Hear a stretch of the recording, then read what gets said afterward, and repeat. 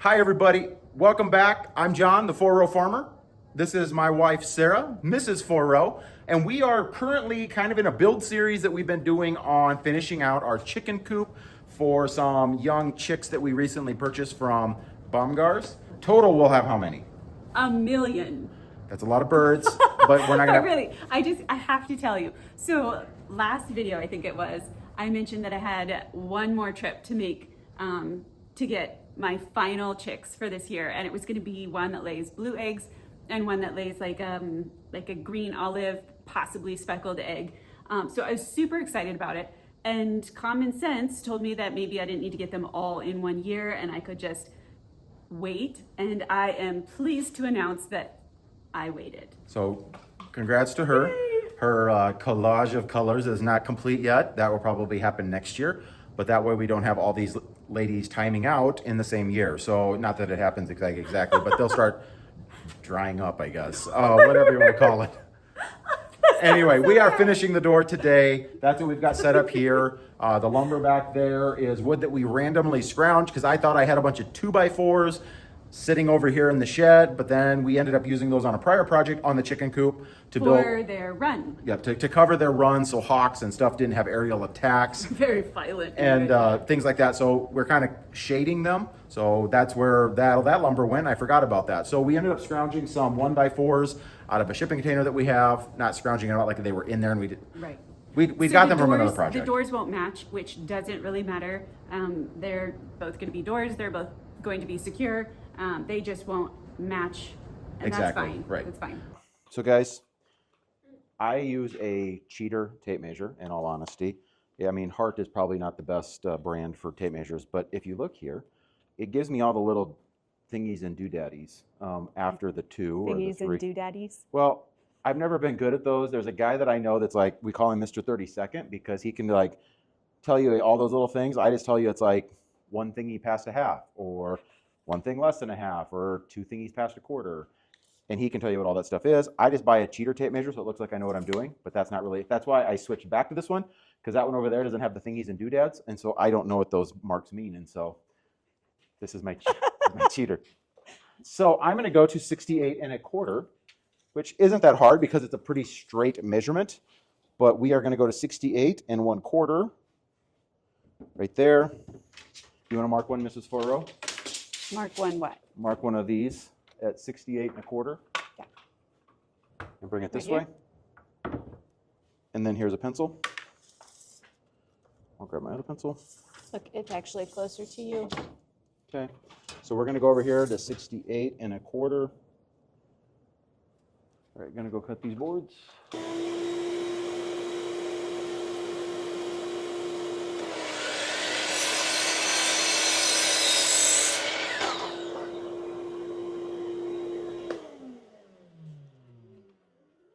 So when you saw me or heard a vacuum running in the background, that was only for the camera really, because I generally don't have a vacuum. I usually let wood chips fly wherever they may. But since I'm in the shed, I'm trying to keep it a little bit nicer. The first cut I did, I realized it was gonna be a sawdust extravaganza. And so I thought I'd go ahead, since I had the shop vac here, go ahead and stick it on and let it do its thing. So that's what we're doing. That's why the vacuum's running. But 95% of the time, I don't usually use a vacuum. I just kind of just let her rip. Right now, I am adjusting my Craig jig. Mrs. 4 was like, "What's a Craig jig? Oh yeah, it really sounded like What that. is a Craig jig?" And I'm like, "Honey, that is just a tool that I use Yep. to cut pocket screws." You totally sounded like that too. And then, Mhm. anyway, I think like Harbor Freight sells them too, but Craig was the first one to come out with them that I'm aware of, and so I'm using that. I used to just use this single one, and again, Country View Acres. If you've not watched that, go check it out. He's got some pretty cool tools. He's making some really neat bookcases for his wife Rebecca, and he's got a really cool Craig jig thing, and I really like his saw stop, and I really like his Craig jig thing. So I'm using what I have for a Craig jig thing, and it kind of sounds like a dance move, but it's not. But it's called the Craig jig thing. So I am going to adjust my Craig jig. So right here, this is a little 2-pocket holder. That's what I'm going to call it. It's called the Jig R3. And on the back here, it tells me the depth that I can set it at for the different wood that I'm using. And so I'm going to be using a 3/4 inch board. So I'm going to go ahead and make it so that it cuts it to the right depth. So I adjust that there, and that is bada bing, bada boom right there. So then I take it over onto this thing. And since I do not have any wood glue that I'm aware of out here at the farmstead, I'm going to go ahead and put an extra screw hole in this. Nah, we'll just put the 2 in. Let's just do the 2. Yeah, we'll send it that way. And I'm going to be using my Milwaukee drill. And I'm going to be screwing this in here.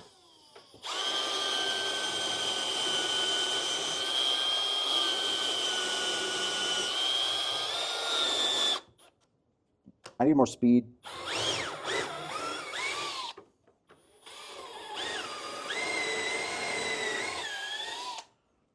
And so now, through the magic of a Craig jig, Mrs. Foru, would you mind zooming in on this so you can see the beauty of this? Right there.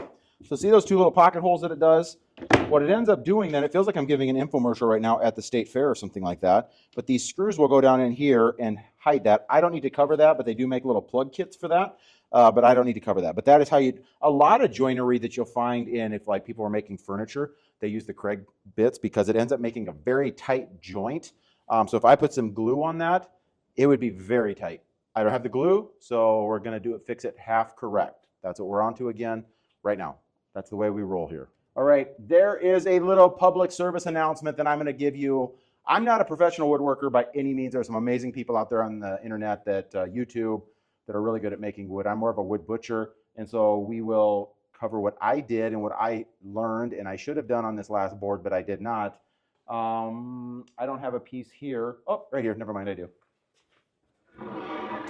See this mark right here? That is the end of the board. It's always wise to cut that off so that you have a nice square edge. On that other side, I ended up not doing that, and so I have a little bit of a gapsy, a little bit of hillbilly gap going on with the teeth-wise right here, which is fine. It's for the chicken coop, but it's all, in all practicality, it would be really wise if you ended up just cutting this and then taking your measurement, because just because it's a factory edge does not mean it's square. So this one doesn't even look square, but we will see here. Let's just take a look. Yep, look at that. It's off by a thing on my measuring thing. So it's at least, that's got to be at least an inch or less. So should have cut that, should have cut a wood at this point. I can't go back and use my board stretcher to get that taken care of.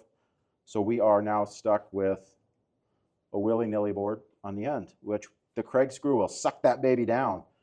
But yeah, anyway, PSA. All right, guys, the public service announcement is right here. Look, this right here, see that blue mark? I should have cut that off.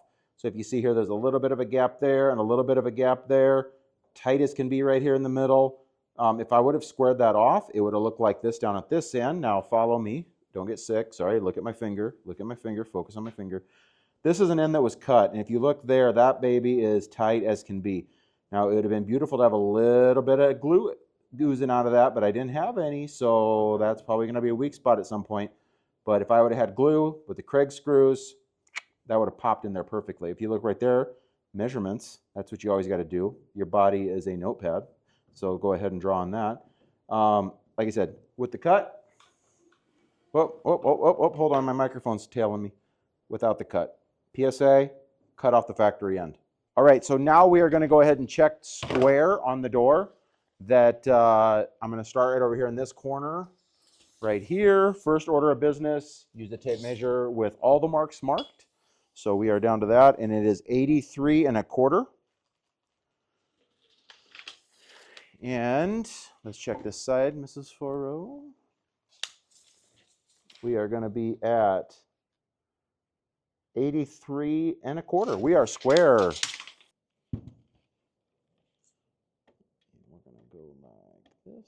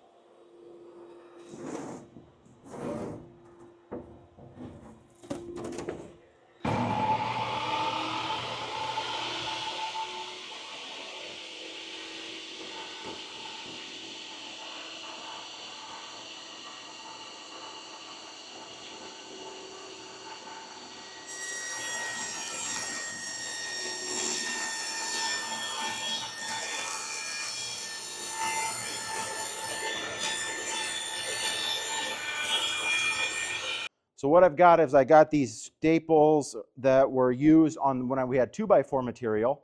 So they're a little bit long for what we're needing, but I can just break them off on the other side and it'll be just fine. So we are shooting this on here. This will come across this board. It'll come around here. Ideally, again, I would have had glue, but I don't have that at my disposal right now. So we're going to make do without glue. And I'm going to go ahead and shoot across here.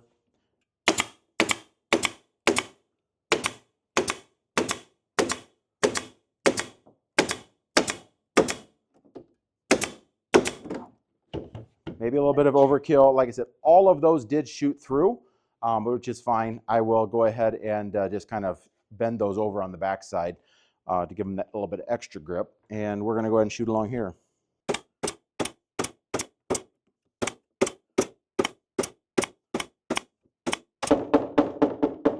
So I'm putting finger catchers on all of this right here so you can get your finger caught. But in all actuality, it'll be fine. I could end up cutting them all off, but yeah, I don't know. We may still end up doing that. I may just take the angle grinder and just zip all those off. But right now, this will give it a little bit of extra hold.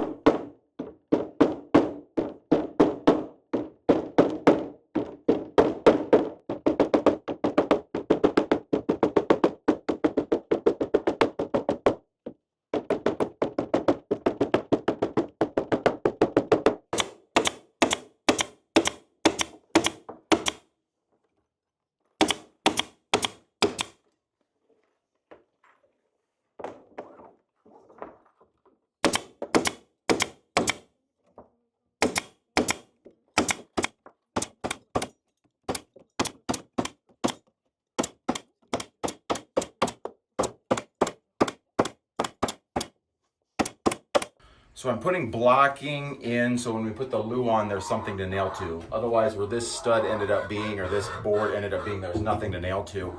So when I put the loo on here, I can shoot the staples into this 2x4. And also I had to build this corner out because when they built the building, nothing wrong with the way they built the building, it just was a dead corner. So I had nothing to square off the corner with the loo on. So I'm just putting basically backer boards right here. So I had to build this out. This is a 2x2 that I had. Again, I'm trying to reuse wood that I already have versus using new wood. So this was a twisted board that I had in my basement, and it ended up being, the house is fine, it's not falling down, but it ends up being, this was just a scrap that I had downstairs. This was a 2x2 that we were going to use for a different project, and I found it in the shipping container. So I went ahead and used that. So it's just not all the way back to the wall, but it'll be okay because the Luan's going to be covering all of this. Did the same thing over there. We're building out that corner next. So right here's the blocking that I put in. I don't need to have a solid board. If I had a solid board, I probably would put a solid board, but it doesn't really need to be a solid board. It's just the backing so the Luan has something to push against. The ladies in the background are kind of upset because one's in the nest box. They're fighting over who gets to be in the nest box. They're saying, hurry up, get done laying an egg so I can get in there. So that's all the noise in the background is the ladies fighting over the nest box. Hindsight, get a little bit bigger nest box than what you think you need to get.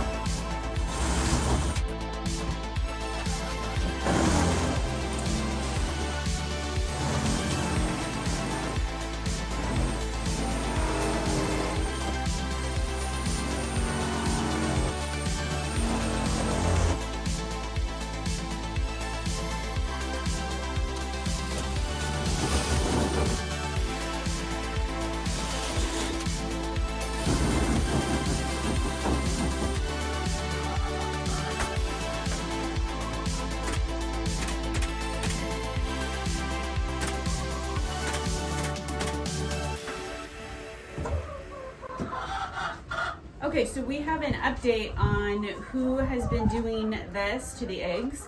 It's one of our white ones. I don't know what kind they are. Anyway, she laid her egg and then she ate it. So it's Malt. Okay. Malt is the one doing it. So it's our littlest 4 rows chicken, and he named it Malt. And if any of you have great ideas besides filling one with mustard and making a big mess, or because that's one of the ideas they say to get chickens to stop eating their own eggs, let me know, because this is happening on a daily basis. So that is the chicken update.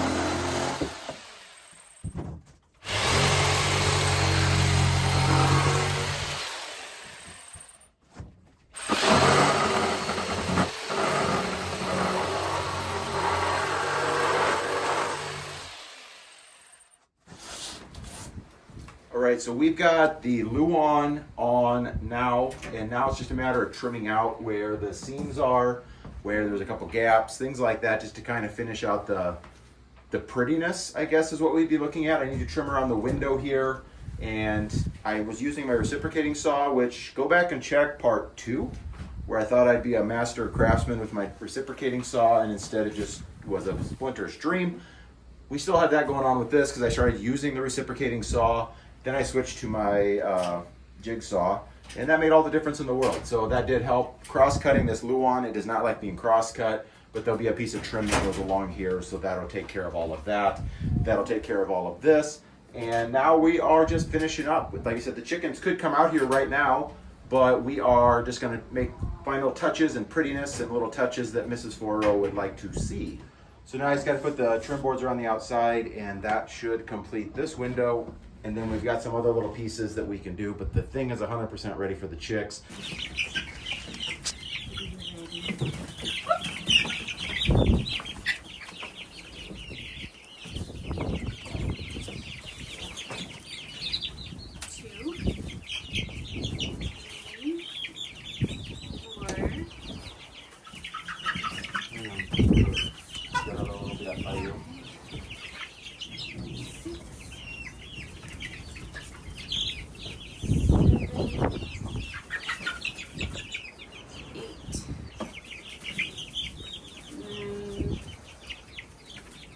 I love this one.